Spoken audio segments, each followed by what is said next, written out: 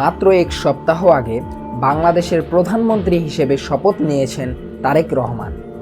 শপথ পড়িয়েছেন রাষ্ট্রপতি মোহাম্মদ শাহাবুদ্দিন। কিন্তু এই শপথের পেছনে লুকিয়ে আছে এক ভয়ঙ্কর এবং বিস্ফোরক সত্য।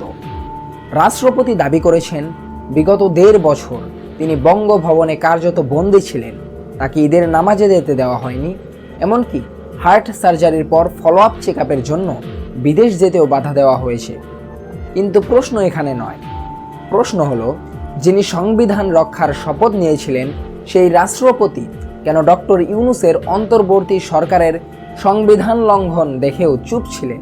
তিনি কি নিজের পদের মায়ায় নীরব ছিলেন, নাকি এই নীরবতাই ছিল তারেক রহমানকে ধ্বংস করার কোনো নীল নকশার অংশ? আজ আমরা উন্মোচন করব এমন কিছু তথ্য যা শুনলে আপনি চমকে উঠবেন। তারেক রহমান কি তার বাবার করা সেই একই ঐতিহাসিক ভুল করতে যাচ্ছেন? জানতে হলে ভিডিওটি শেষ পর্যন্ত দেখুন। রাষ্ট্রপতি মোহাম্মদ শাহাবুদ্দিন সম্প্রতি এক সাক্ষাৎকারে অভিযোগ করেছেন, অন্তর্বর্তী সরকার সংবিধানের ১৪৫ অনুচ্ছেদ মানেনি। বিদেশি চুক্তির কোনো রিপোর্ট তাকে দেওয়া হয়নি, এমনকি তাকে অপসারণের চক্রান্তও করা হয়েছিল। এখন প্রশ্ন আসে, সংবিধানের ৭ এবং ৭ ক অনুচ্ছেদ অনুযায়ী সংবিধান লঙ্ঘন একটি মৃত্যুদণ্ডযোগ্য অপরাধ। রাষ্ট্রপতি নিজে একজন অভিজ্ঞ বিচারক হয়েও কেন তখন আইনি পদক্ষেপ নেননি? তিনি বলছেন বুমেরাং হওয়ার ভয় ছিল। কিন্তু রাষ্ট্রপতি তো শপথ নিয়েছিলেন ভীতি বা অনুগ্রহের ঊর্ধ্বে তাকে সংবিধান রক্ষা করবেন। তবে কি তিনি নিজের শপথ ভঙ্গ করেছেন? অন্যদিকে তিনি দাবি করেছেন তার দৃঢ় মনোবলের কারণে দেশ রক্ষা পেয়েছে। আচ্ছা, বন্দি থেকে এবং নীরব থেকে কিভাবে দেশ রক্ষা করা হয়? এটা কি তার বীরত্ব, নাকি বাস্তবতার কাছে নিঃশর্ত আত্মসমর্পণ? ইতিহাস বড় নিষ্ঠুর। একটু ফিরে যায় ১৯৮১ সালের ১৭ই মে। শহীদ প্রেসিডেন্ট জিয়াউর রহমান মহানুভবতা দেখিয়ে শেখ হাসিনাকে দেশে ফেরার সুযোগ করে দিয়েছিলেন। বহুদলীয় গণতন্ত্রের স্বার্থে তিনি সেদিন যে উদারতা দেখিয়েছিলেন, তার ঠিক ১৩ দিন পর ৩০শে মে চট্টগ্রাম সার্কিট হাউসে তাকে নির্মমভাবে প্রাণ দিতে হয়। অনেকেই দাবি করেন জিয়া হত্যার খবর পাওয়ার সাথে সাথেই হাসিনা বোরকা পরে আখাউড়া সীমান্ত দিয়ে পালাতে চেয়েছিলেন। কেন? তিনি কি আগে থেকেই জানতেন যে রক্তস্নাত পথেই তাকে ক্ষমতায় আসতে হবে? আজ তারেক রহমানও কি সেই একই পথে হাঁটছেন? জুলাই বিপ্লবে হাজারো ছাত্র জনতার রক্তের দাগ এখনও শুকায়নি, অথচ আমরা কি দেখছি? বিএনপির এক শ্রেণীর নেতা টাকার বিনিময়ে আওয়ামী লীগের খুনিদের রাজনীতিতে পুনর্বাসন করছেন। খুনি এমপি তালুকদার ইউনূসদের মতো মানুষরা আজ জামিন পাচ্ছে। এটা কি শহীদের রক্তের সাথে বেইমানি নয়? এবার আসা যাক এই পুরো নাটকের সবচেয়ে রহস্যময় চরিত্রে। বঙ্গভবনের বর্তমান বাসিন্দা মোহাম্মদ শাহাবুদ্দিন চুপ্পু।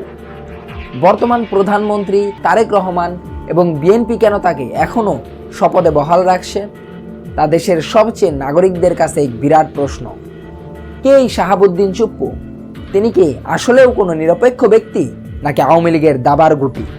আপনারা কি জানেন তার রাজনৈতিক পরিচয় কোনো সাধারণ আমলার মতো নয়? তিনি ছিলেন পাবনা জেলা ছাত্রলীগ এবং পরবর্তীতে যুবলীগের সভাপতি। অর্থাৎ ছাত্র জীবন থেকেই তিনি আওয়ামী লীগের আদর্শে উজ্জীবিত একজন কট্টর রাজনৈতিক কর্মী। এমনকি তিনি আওয়ামী লীগের কেন্দ্রীয় উপদেষ্টা পরিষদের সদস্যও ছিলেন এবং প্রচার ও প্রকাশনা উপকমিটির চেয়ারম্যান হিসেবে দায়িত্ব পালন করেছেন। একজন কট্টর দলীয় নেতা কিভাবে একটি রাষ্ট্রের নিরপেক্ষ অভিভাবক হতে পারেন, সেই প্রশ্নটি শুরু থেকে অমীমাংসিত। ফ্ল্যাশব্যাকে একটু পেছনে তাকালে দেখবেন ২০০১ সালের নির্বাচনে বিএনপি জামায়াত জোট ক্ষমতায় আসার পর আওয়ামী লীগ অভিযোগ তুলেছিল যে সংখ্যালঘুদের ওপর হামলা হচ্ছে।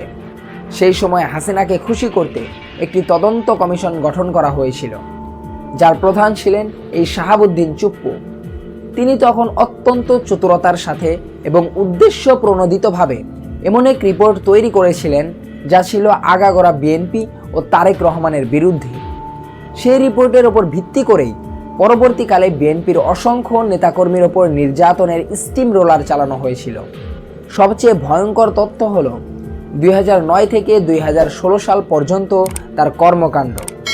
শেখ হাসিনা তাকে দুর্নীতি দমন কমিশন বা দুদকের কমিশনার হিসেবে নিয়োগ দিয়েছিলেন একটি বিশেষ মিশনের জন্য। তার সেই সময়ের প্রধান অ্যাসাইনমেন্ট ছিল ৩টি। দেশনেত্রী খালেদা জিয়া, তারেক রহমান এবং মরহুম আরাফাত রহমান কোকোর বিরুদ্ধে দুর্নীতির কাল্পনিক গল্প সাজানো এবং তাদের রাজনীতি থেকে আজীবন মাইনাস করার আইনি ভিত্তি তৈরি করা।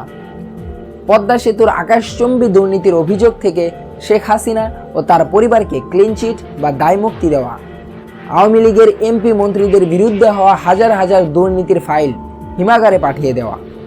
চিন্তা করে দেখুন, আজ যাকে তারেক রহমান রাষ্ট্রপতি হিসেবে মেনে নিচ্ছেন, সেই ব্যক্তিটিই একদিন তারেক রহমানের রাজনৈতিক ক্যারিয়ার ধ্বংস করার মূল কারিগর বা ব্লুপ্রিন্ট রচয়িতা ছিলেন। শুধু রাজনীতি নয়, দেশের অর্থনীতি ধ্বংস করার পেছনেও চুপ্পুর হাত অনেক লম্বা। এস আলম গ্রুপের হাতে যখন ইসলামী ব্যাংকের হাজার হাজার কোটি টাকা তুলে দেওয়ার ষড়যন্ত্র চলছিল, তখন এই চুপ্পুই ছিলেন সেই লাইসেন্স বা সবুজ সংকেত প্রদানকারী। বাংলাদেশের সবচেয়ে লাভজনক একটি ব্যাংকে মাফিয়াদের পকেটে ঢুকিয়ে দেওয়ার আইনি সুরক্ষা তিনি নিশ্চিত করেছিলেন। তাহলে প্রশ্ন জাগে, তারেক রহমান কি এই ইতিহাস জানেন না, নাকি এর পেছনে কোনো গভীর রাজনৈতিক সমঝোতা বা গোপন ডিল কাজ করছে?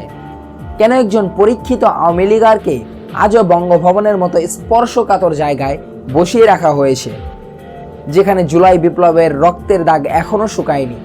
সেখানে চুপ্পুর মতো একজন বিতর্কিত ব্যক্তিকে প্রোটেকশন দেওয়া কি শহীদের রক্তের সাথে চরম বেইমানি নয়? বিএনপি কি তবে নিজের অজান্তেই সাপকে দুধ গলা দিয়ে পুষছে?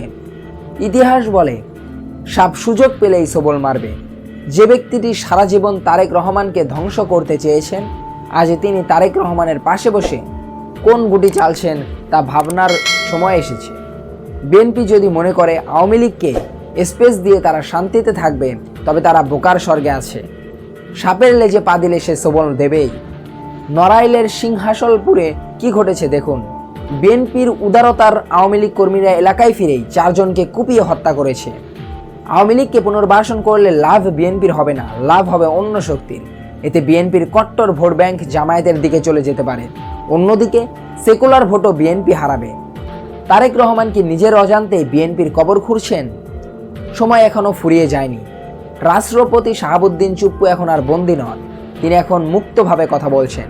তারেক রহমান এখন প্রধানমন্ত্রী। যদি সত্যিই সংবিধান লঙ্ঘন হয়ে থাকে, তবে কেন এখনো আইনি ব্যবস্থা নেওয়া হচ্ছে না? কেবল গণমাধ্যমে অভিযোগ করে কি রাষ্ট্রপতির দায়িত্ব শেষ হয়? বাংলাদেশের মানুষ বিচার চায়। তারা চায় না ইতিহাসের সেই ট্র্যাজেডি আবার ফিরে আসুক। তারেক রহমান কি তার বাবার খুনিদের উত্তরসূরিদের ক্ষমা করে দিয়ে নিজের রাজনৈতিক ভবিষ্যৎ বিপন্ন করবেন, নাকি শক্ত হাতে এদের দমন করবেন? উত্তর দেবে সময়। আপনার কি মনে হয়, রাষ্ট্রপতিকে কি অবিলম্বে পদত্যাগ করানো উচিত? কমেন্টে আপনার মূল্যবান মতামত জানান। ভিডিওটি ভালো লাগলে শেয়ার করুন এবং ফ্রন্ট ডেস্ক টিভি সাবস্ক্রাইব করে আমাদের পাশেই থাকুন। ধন্যবাদ।